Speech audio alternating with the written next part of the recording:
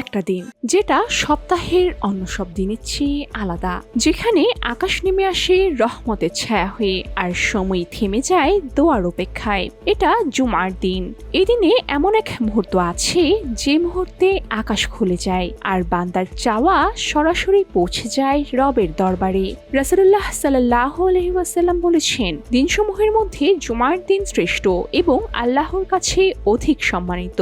ইবনে মাজাহ 1084। এই দিন শুধু একটি দিনই নয়, এটি রহমত, বরকত ও মাগফিরাতের দিন। হাদিসে আরো এসেছে, সূর্য উদিত হওয়ার দিনগুলোর মধ্যে জুমার দিন সর্বশ্রেষ্ঠ।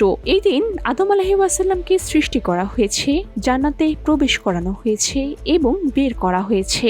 মুসলিম 854। এই দিনের ভেতর একটি মুহূর্ত আছে যা অত্যন্ত মূল্যবান। রাসূলুল্লাহ সাল্লাল্লাহু আলাইহি ওয়াসাল্লাম বলেছেন, জুমার দিনের মধ্যে এমন এক সময় আছে, যদি কোনো মুসলিম নামাজরত অবস্থায় আল্লাহর কাছে কিছু চায়, আল্লাহ অবশ্যই তা কবুল করেন। বুখারী 6400। এই সময়টি এতই সংক্ষিপ্ত যে রাসূলুল্লাহ সাল্লাল্লাহু আলাইহি ওয়াসাল্লাম হাত দিয়ে তার ইশারা করেছেন। হাদিসে আরো এসেছে, এই মুহূর্তটি জুমার দিনের শেষ অংশে, অর্থাৎ আসরের পর থেকে সূর্যাস্ত পর্যন্ত সময়ের মধ্যে অনুসন্ধান করা উচিত। আবু দাউদ 1048।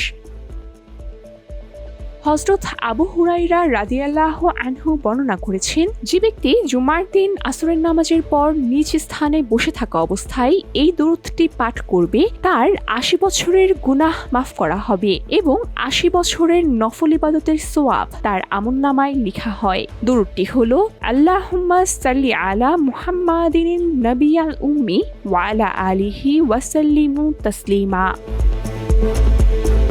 জুমার দিন শুধুমাত্র একটি দিন নয়, এটি আল্লাহর বিশেষ রহমতের দরজা।